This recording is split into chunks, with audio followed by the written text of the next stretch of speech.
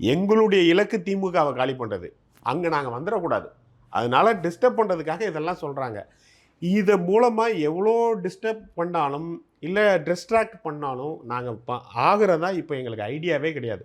எங்கள் இலக்கு இந்த எலெக்ஷன் வர திமுக தான். திமுக ஜெயிக்கக்கூடாது.